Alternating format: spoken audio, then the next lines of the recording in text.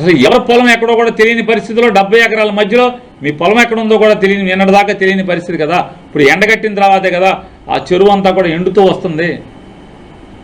ఆ చెరువుని ఎండగట్టేసి పూర్తిగా డ్రై అయిపోయిన తర్వాత కొలతలు కొలిచి సర్వే చేసి ఎవరి పొలం ఎక్కడుందో అని చెప్పని చేసిన తర్వాత కదా మీ పొలం ఎంత ఉంది, మీ డాక్యుమెంట్లు ఎంత ఉందో అవన్నీ చూసుకుని కదా చేయాల్సింది.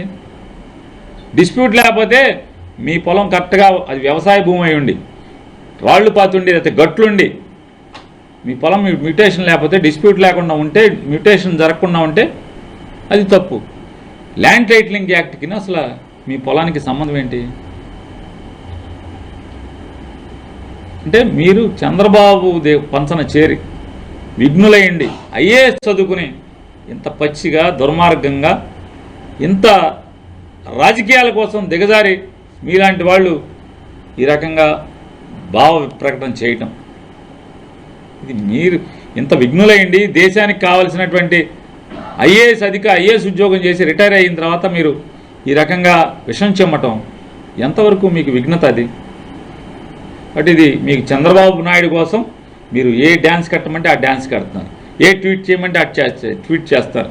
చంద్రబాబు కోసం చంద్రబాబుకి అధికారం సంపాదించడం కోసం మీరు ఈ రకంగా తప్పుడు ప్రకటన చేయటం, జగన్మోహన్ రెడ్డి గారి ప్రభుత్వం మీద విషం చెమ్మటం అనేది ఇది కడు దుర్మార్గమైన చర్య అని చెప్పని మీ చర్యని ఖండిస్తూ ఖచ్చితంగా మీరు విన్నకోట గ్రామం ఒకసారి రండి, ఆ చెరువు దగ్గర కూర్చోండి, ఏం జరుగుతుందో, ఖాళీ చెరువు ఉందా లేదా, ఇవాళ నీళ్లు పెట్టకుండా అధికారులు వీఆర్ఓని కాపలా పెట్టి మీకోసమే మీ డిస్ప్యూట్ తేల్చడం కోసమే గడిచిన 3 నెలల నుంచి ఆ చెరువుల నుంచి నీళ్లు బయటికి తోడి ఆ బురద ఎండేదాకా కూడా వెయిట్ చేస్తున్నారా లేదా.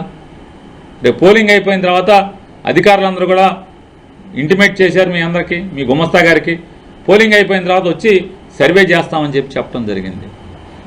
ఇప్పటికీ ఆ 70 ఎకరాల మధ్యలో 70 చిల్లర ఎకరాల మధ్యలో ఒక 3 ఎకరాల 26 సెంట్లు ఎంతో ఆవుల దొడ్డి అని చెప్పని ఆవుల దొడ్లో 3 ఎకరాల చిల్లర ఎర్లియర్ సర్ప్లస్ ల్యాండ్ని పంచిపెట్టినటువంటి భూమి డిస్ప్యూట్ ల్యాండ్ కూడా ఉంది.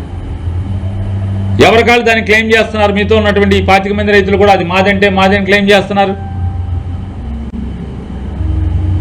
ఈ రకంగానటువంటి హిస్టరీ మీ నాన్నగారు మీకు అప్పచెప్పిన ఆస్తికుంటే ల్యాండ్ టైటిలింగ్ యాక్ట్ వల్ల నాకు బదిలీ అవ్వట్లేదు, మ్యూటేషన్ అవ్వట్లేదని మీ మాటని ఇంత దిగజారటం అనేది అవసరమే ఇక రమేష్ గారు అని చెప్పని మిమ్మల్ని ప్రశ్నిస్తున్నాను.